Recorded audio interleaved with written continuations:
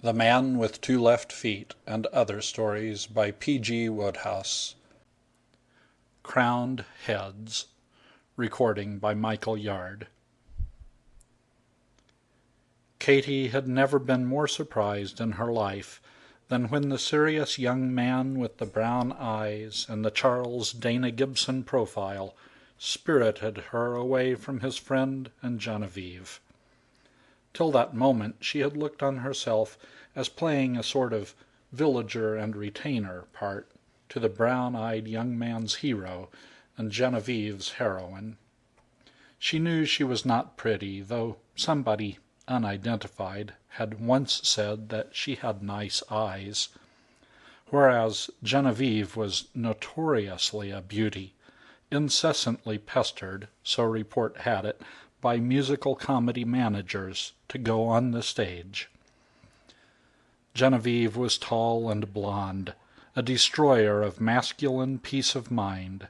She said "half" and "rather," and might easily have been taken for an English duchess instead of a cloak model at Macy's. You would have said, in short, that in the matter of personable young men, Genevieve would have swept the board. Yet here was this one deliberately selecting her, Katy, for his companion. It was almost a miracle. He had managed it with the utmost dexterity at the merry-go-round. With winning politeness he had assisted Genevieve on her wooden steed, and then, as the machinery began to work, had grasped Katy's arm and led her at a rapid walk out into the sunlight. Katy's last glimpse of Genevieve had been the sight of her amazed and offended face as it whizzed round the corner, while the steam melodeon drowned protests with a spirited plunge into Alexander's ragtime band. Katy felt shy. This young man was a perfect stranger. It was true she had had a formal introduction to him, but only from Genevieve, who had scraped acquaintance with him exactly 2 minutes previously. It had happened on the ferry boat on the way to Palisades Park.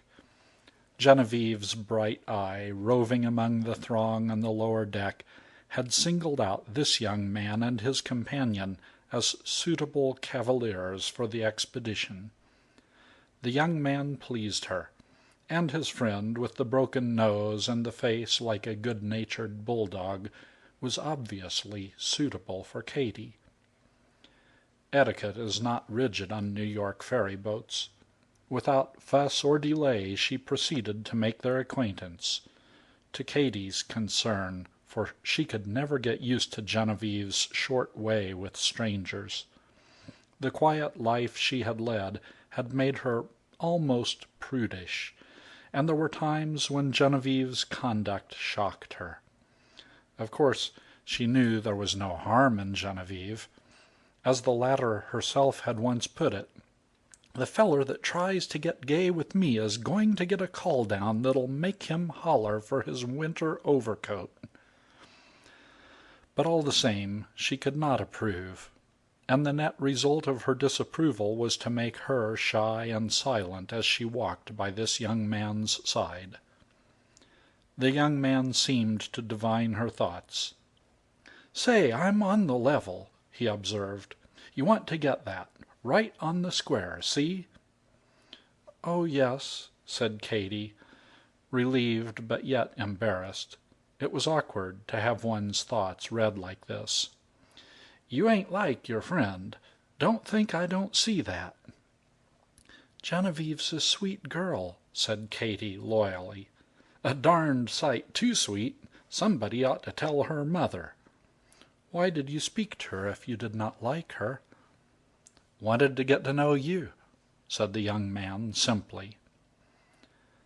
They walked on in silence. Katy's heart was beating with a rapidity that forbade speech. Nothing like this very direct young man had ever happened to her before. She had grown so accustomed to regarding herself as something too insignificant and unattractive for the notice of the lordly male that she was overwhelmed. She had a vague feeling that there was a mistake somewhere. It surely could not be she who was proving so alluring to this fairy prince. The novelty of the situation frightened her. "Come here often?" asked her companion. "I've never been here before." "Often go to Coney?" "I've never been." He regarded her with astonishment. "You've never been to Coney Island? Why, you don't know what this sort of thing is till you've taken in Coney. This place isn't on the map with Coney. Do you mean to say you've never seen Luna Park, or Dreamland, or Steeplechase, or the Diving Ducks? Haven't you had a look at the Mardi Gras stunts? Why, Coney during Mardi Gras is the greatest thing on earth. It's a knockout. Just about 1,000,000 boys and girls having the best time that ever was. Say, I guess you don't go out much, do you?" "Not much." "If it's not a rude question, what do you do? I've been trying to place you all along. Now, I reckon your friend works in a store, don't she?" "Yes, she's a cloak model. She has a lovely figure, hasn't she?" "Didn't notice it. I guess so, if she's what you say. It's what they pay her for, ain't it? Do you work in a store, too?" "Not exactly. I keep a little shop." "All by yourself?" "I do all the work now. It was my father's shop, but he's dead. It began by being my grandfather's. He started it, but he's so old now that, of course, he can't work any longer, so I look after things." "Say, you're a wonder. What sort of a shop?" "It's only a little second-hand bookshop. There really isn't much to do." "Where is it?" "Sixth Avenue, near Washington Square." "What name?" "Bennett." "That's your name, then?" "Yes." "Anything besides Bennett?" "My name's Kate." The young man nodded. "I'd make a pretty good district attorney," he said, disarming possible resentment at this cross-examination.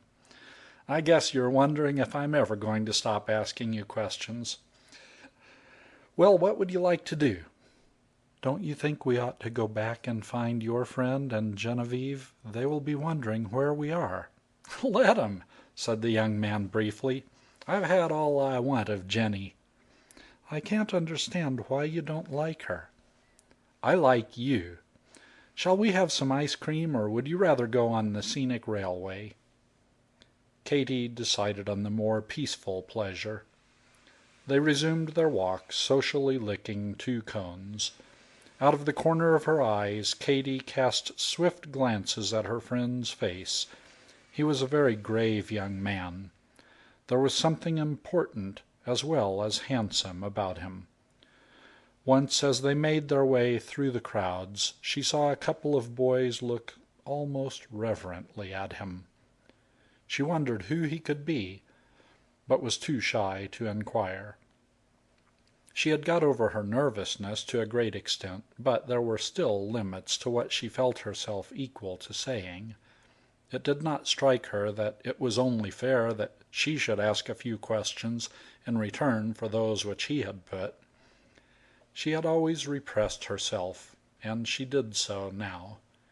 She was content to be with him, without finding out his name and history. He supplied the former just before he finally consented to let her go. They were standing, looking over the river. The sun had spent its force, and it was cool and pleasant in the breeze which was coming up the Hudson. Katie was conscious of a vague feeling that was almost melancholy. It had been a lovely afternoon, and she was sorry that it was over. The young man shuffled his feet on the loose stones. "I'm mighty glad I met you," he said. "Say, I'm coming to see you, on 6th Avenue. You don't mind, do you?"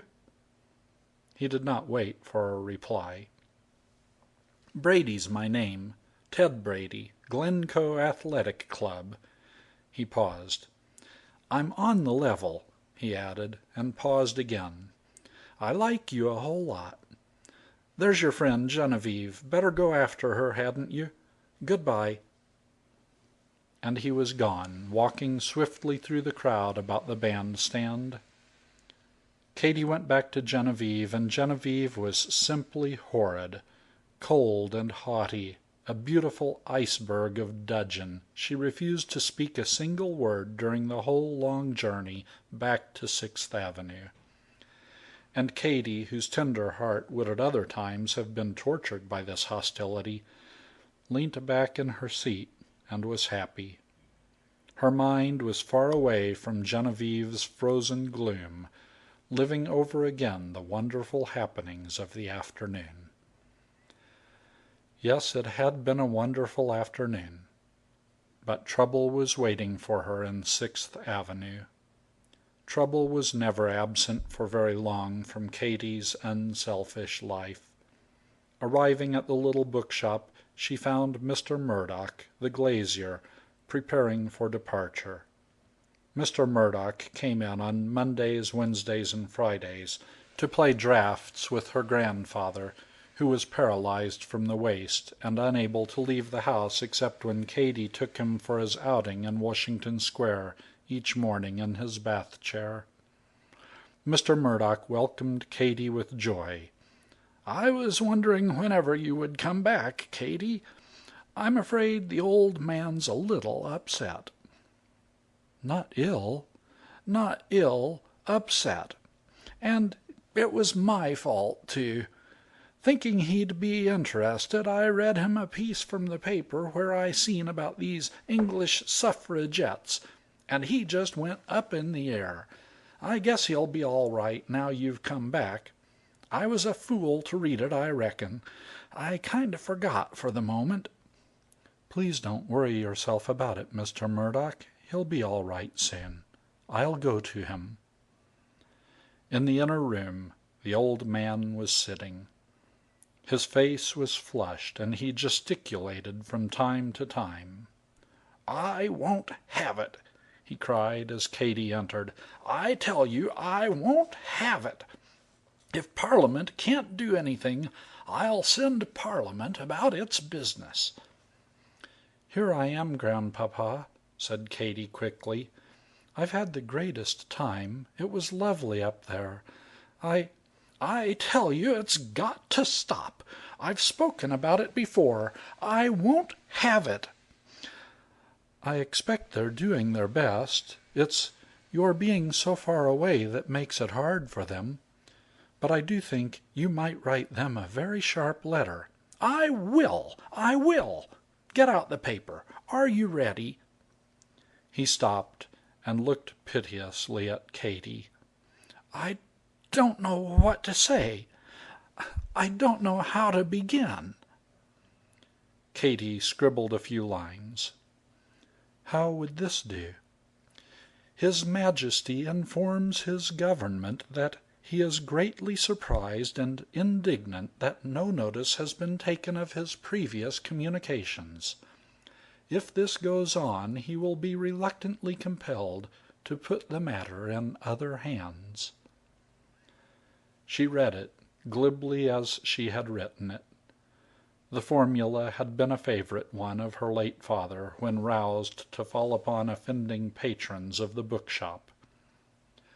The old man beamed. His resentment was gone. He was soothed and happy. "That'll wake them up," he said. "I won't have these goings-on while I'm king, and if they don't like it, they know what to do. You're a good girl, Katy." He chuckled. "I beat Lord Murdoch 5 games to nothing," he said. It was now nearly 2 years since the morning when old Matthew Bennett had announced to an audience consisting of Katy and a smoky blue cat which had wandered in from Washington Square to take pot luck, that he was the King of England. This was a long time for any one delusion of the old man's to last. Usually they came and went with a rapidity which made it hard for Katy, for all her tact, to keep abreast of them. She was not likely to forget the time when he went to bed, President Roosevelt, and woke up, the prophet Elijah.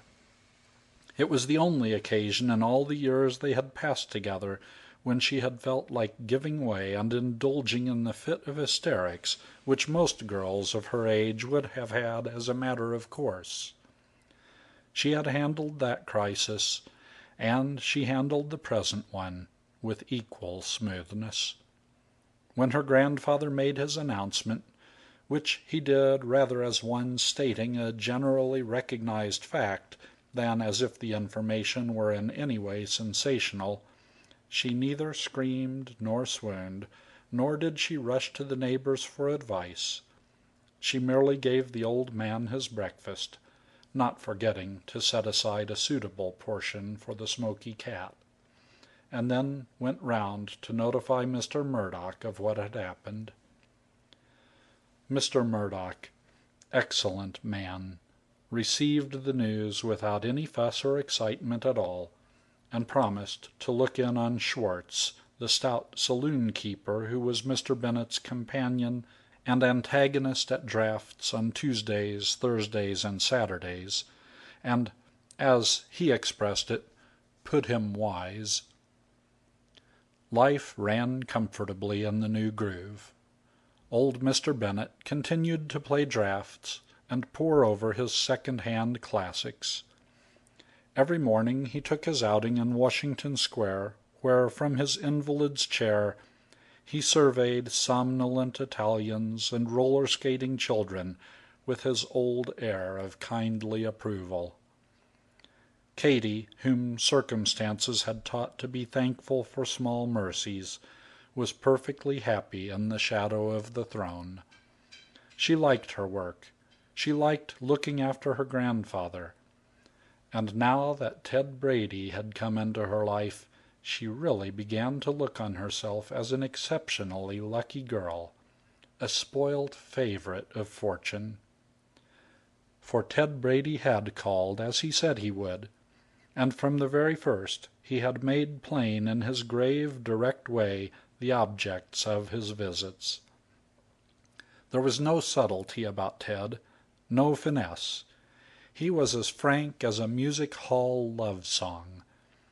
On his first visit, having handed Katy a large bunch of roses with the stolidity of a messenger boy handing over a parcel, he had proceeded, by way of establishing his bona fides, to tell her all about himself. He supplied the facts in no settled order, just as they happened to occur to him in the long silences with which his speech was punctuated. Small facts jostled large facts. He spoke of his morals and his fox terrier in the same breath. "I'm on the level. Ask anyone who knows me. They'll tell you that. Say, I've got the cutest little dog you've ever seen. Do you like dogs? I've never been a fellow that's got himself mixed up with girls. I don't like 'em as a general thing. A fellow's got too much to do keeping himself in training, if his club expects him to do things. I belong to the Glencoe Athletic. I ran the 100 yards dash in Evans' last sports there was. They expect me to do it at the Glencoe, so I've never got myself mixed up with girls. Till I seen you that afternoon, I reckon I'd hardly looked at a girl, honest. They didn't seem to kind of make any hit with me. And then I seen you, and I says to myself, that's the one. It sort of come over me in a flash. I fell for you directly I seen you, and I'm on the level. Don't forget that." And more in the same strain, leaning on the counter and looking into Katy's eyes with a devotion that added emphasis to his measured speech. Next day he came again, and kissed her, respectfully but firmly, making a sort of shuffling dive across the counter. Breaking away, he fumbled in his pocket and produced a ring, which he proceeded to place on her finger with the serious air which accompanied all his actions. "That looks pretty good to me," he said as he stepped back and eyed it. It struck Katie when he had gone how differently different men did things. Genevieve had often related stories of men who had proposed to her, and according to Genevieve they always got excited and emotional and sometimes cried.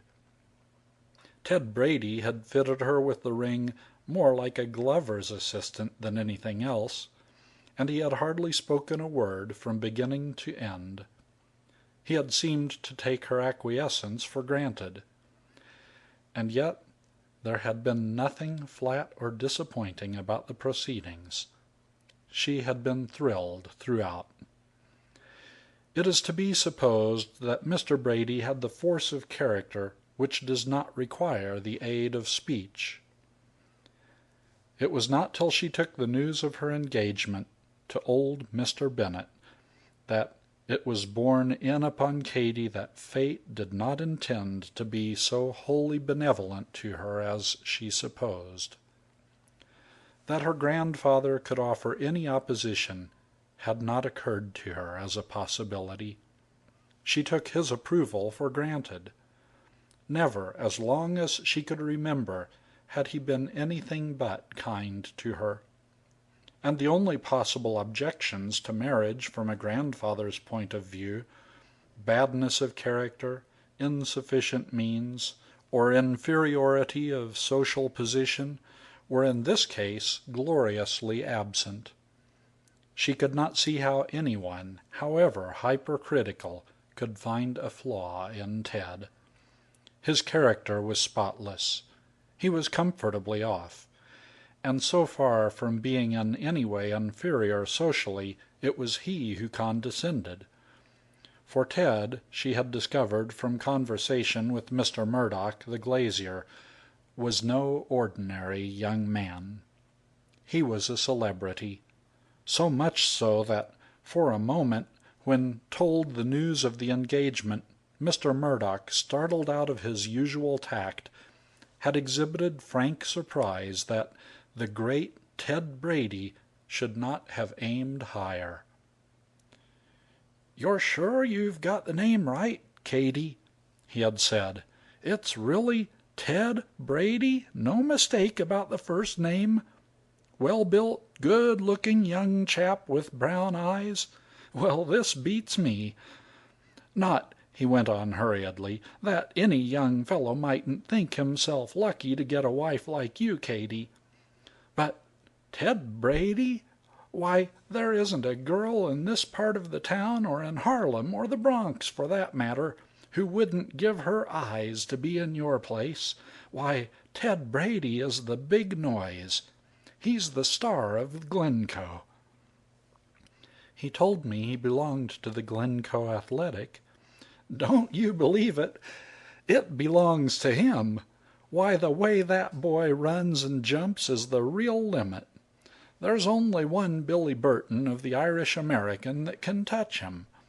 You've certainly got the pick of the bunch, Katie." He stared at her admiringly, as if for the first time realizing her true worth, for Mr. Murdoch was a great patron of sport. With these facts in her possession, Katie had approached the interview with her grandfather with a good deal of confidence. The old man listened to her recital of Mr. Brady's qualities in silence. Then he shook his head. "It can't be, Katie. I couldn't have it." "Grandpapa!" "You're forgetting, my dear." "Forgetting?" "Who ever heard of such a thing? The granddaughter of the King of England marrying a commoner!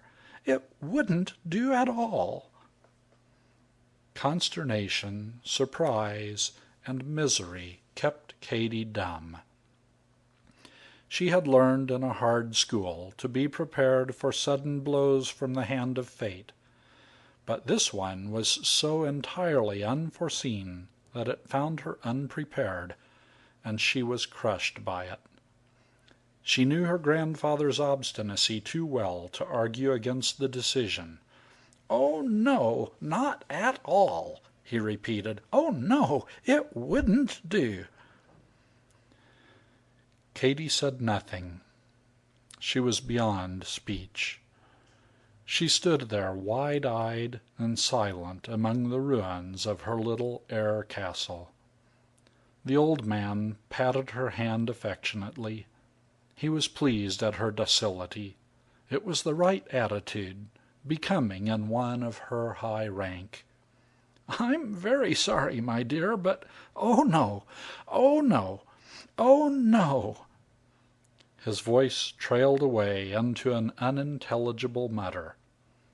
He was a very old man, and he was not always able to concentrate his thoughts on a subject for any length of time.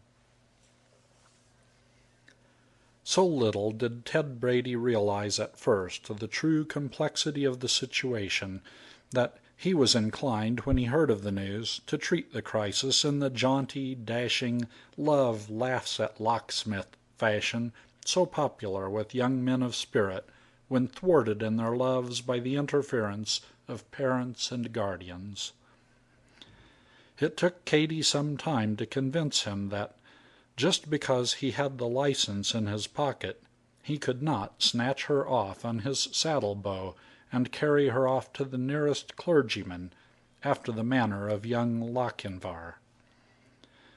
In the first flush of his resentment at restraint, he saw no reason why he should differentiate between old Mr. Bennet and the conventional banns forbidding father of the novelettes with which he was accustomed to sweeten his hours of idleness. To him, till Katy explained the intricacies of the position, Mr. Bennet was simply the proud millionaire who would not hear of his daughter marrying the artist. "But, Ted, dear, you don't understand," Katy said. "We simply couldn't do that. There's no one but me to look after him, poor old man. How could I run away like that and get married? What would become of him?" "You wouldn't be away long," urged Mr. Brady, a man of many parts, but not a rapid thinker. "The minister would have us fixed up inside of half an hour. Then we'd look in at Moquin's for a steak and fried, just to make a sort of wedding breakfast, and then back we'd come hand in hand and say, 'Well, here we are. Now what?'" "He would never forgive me." "That," said Ted judicially, "would be up to him." "It would kill him. Don't you see, we know that it's all nonsense, this idea of his, but he really thinks he is the king. And he's so old that the shock of my disobeying him would be too much. Honest, Ted, dear, I couldn't." Gloom unutterable darkened Ted Brady's always serious countenance. The difficulties of the situation were beginning to come home to him. "Maybe if I went and saw him," he suggested at last. "You could," said Katy doubtfully. Ted tightened his belt with an air of determination and bit resolutely on the chewing gum which was his inseparable companion. "I will," he said. "You'll be nice to him, Ted?" He nodded. He was the man of action, not words. It was perhaps 10 minutes before he came out of the inner room in which Mr. Bennet passed his days. When he did, there was no light of jubilation on his face. His brow was darker than ever. Katy looked at him anxiously. He returned the look with a somber shake of the head. "Nothing doing," he said shortly. He paused. "Unless," he added, "you count it anything that he's made me an earl." In the next 2 weeks, several brains busied themselves with the situation. Genevieve, reconciled to Katy after a decent interval of wounded dignity, said she supposed there was a way out, if one could only think of it, but it certainly got past her. The only approach to a plan of action was suggested by the broken-nosed individual who had been Ted's companion that day at Palisades Park, a gentleman of some eminence in the boxing world who rejoiced in the name of the Tennessee Bearcat. What they ought to do, in the Bearcat's opinion, was to get the old man out into Washington Square one morning. He of Tennessee would then sashay up in a flip manner and make a break. Ted, waiting close by, would resent his insolence. There would be words, followed by blows. "See what I mean?" pursued the Bearcat. "There's you and me mixing it. I'll square the cop on the beat to leave us be. He's a friend of mine. Pretty soon you land me one on the plexus, and I take the count. Then there's you hauling me up by the collar to the old gentleman, and me saying I quits, and apologizing. You see what I mean?" The whole, presumably to conclude with warm expressions of gratitude and esteem from Mr. Bennet, and an instant withdrawal of the veto. Ted himself approved of the scheme. He said it was a cracker-jaw, and he wondered how one so notoriously ivory-skulled as the other could have had such an idea. The Bearcat said modestly that he had 'em sometimes, and it is probable that all would have been well had it not been necessary to tell the plan to Katy, who was horrified at the very idea, spoke warmly of the danger to her grandfather's nervous system, and said she did not think the Bearcat could be a nice friend for Ted. And matters relapsed into their old state of hopelessness. And then one day Katy forced herself to tell Ted that she thought it would be better if they did not see each other for a time. She said that these meetings were only a source of pain to both of them. It would really be better if he did not come round for, well, quite some time. It had not been easy for her to say it. The decision was the outcome of many wakeful nights. She had asked herself the question whether it was fair for her to keep Ted chained to her in this hopeless fashion, when, left to himself and away from her, he might so easily find some other girl to make him happy. So Ted went, reluctantly, and the little shop on 6th Avenue knew him no more. And Katy spent her time looking after old Mr. Bennet, who had completely forgotten the affair by now, and sometimes wondered why Katy was not so cheerful as she had been. And, for though unselfish she was human, hating those unknown girls whom in her mind's eye she could see clustering around Ted, smiling at him, making much of him, and driving the bare recollection of her out of his mind. The summer passed. July came and went, making New York an oven. August followed, and one wondered why one had complained of July's tepid advances. It was on the evening of September 11th that Katy, having closed the little shop, sat in the dusk on the steps as many thousands of her fellow townsmen and townswomen were doing, turning her face to the first breeze which New York had known for 2 months. The hot spell had broken abruptly that afternoon, and the city was drinking in the coolness as a flower drinks water. From round the corner, where the yellow cross of the Judson Hotel shone down on Washington Square, came the shouts of children, and the strains, mellowed by distance, of the indefatigable barrel organ which had played the same tunes in the same place since the spring. Katy closed her eyes and listened. It was very peaceful that evening, so peaceful that for an instant she forgot even to think of Ted. And it was just during this instant that she heard his voice. "That you, kid?" He was standing before her, his hands in his pockets, one foot on the pavement, the other in the road, and if he was agitated his voice did not show it. "Ted!" "That's me. Can I see the old man for a minute, Katie?" This time it did seem to her that she could detect a slight ring of excitement. "It's no use, Ted, honest. No harm in going in and passing the time of day, is there? I've got something I want to say to him." "What?" "Tell you later, maybe. Is he in his room?" He stepped past her and went in. As he went, he caught her arm and pressed it, but he did not stop. She saw him go into the inner room and heard through the door as he closed it behind him the murmur of voices. And almost immediately it seemed to her her name was called. It was her grandfather's voice which called, high and excited. The door opened and Ted appeared. "Come here a minute, Katie, will you?" he said. "You're wanted." The old man was leaning forward in his chair. He was in a state of extraordinary excitement. He quivered and jumped.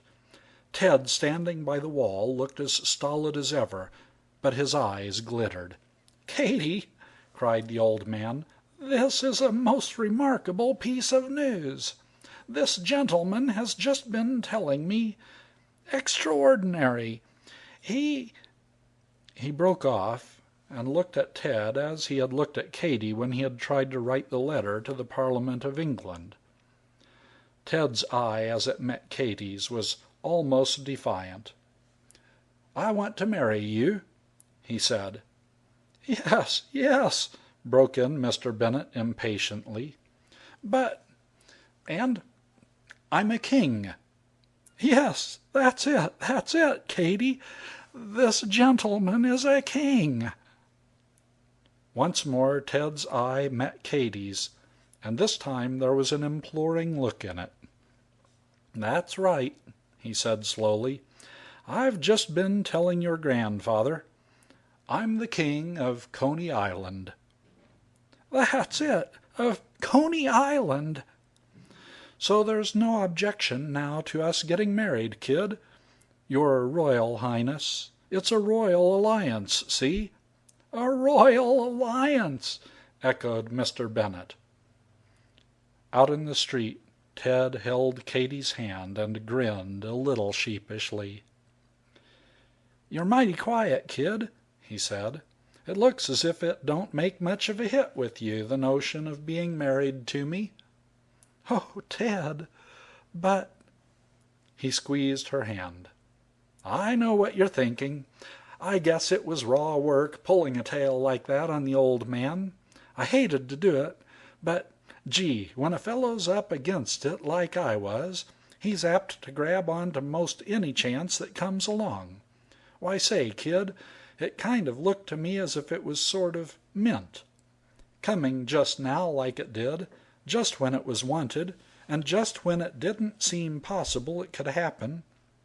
Why, a week ago I was nigh on 200 votes behind Billy Burton. The Irish-American put him up, and everybody thought he'd be king at the Mardi Gras. And then suddenly they came pouring in for me, till at the finish I had Billy looking like a regular has-been. It's funny the way the voting jumps about every year in this Coney election. It was just Providence, and it didn't seem right to let it go by. So I went in to the old man and told him. Say, I tell you, I was just sweating when I got ready to hand it to him. It was an outside chance he'd remember all about what the Mardi Gras at Coney was, and just what being a king at it amounted to. Then I remembered you telling me you'd never been to Coney, so I figured your grandfather wouldn't be what you'd call well fixed in his information about it, so I took the chance. I tried him out first. I tried him with Brooklyn. Why, say, from the way he took it, he'd either never heard of the place, or else he'd forgotten what it was. I guess he don't remember much, poor old fellow. Then I mentioned Yonkers. He asked me what Yonkers were. Then I reckoned it was safe to bring on Coney, and he fell for it right away. I felt mean, but it had to be done." He caught her up and swung her into the air with a perfectly impassive face. Then, having kissed her, he lowered her gently to the ground again. The action seemed to have relieved his feelings, for when he spoke again it was plain that his conscience no longer troubled him. "And say," he said, "come to think of it, I don't see where there's so much call for me to feel mean. I'm not so far short of being a regular king. Coney's just as big as some of those kingdoms you read about on the other side, and from what you see in the papers about the goings-on there, it looks to me that having a whole week on the throne like I'm going to have amounts to a pretty steady job as kings go."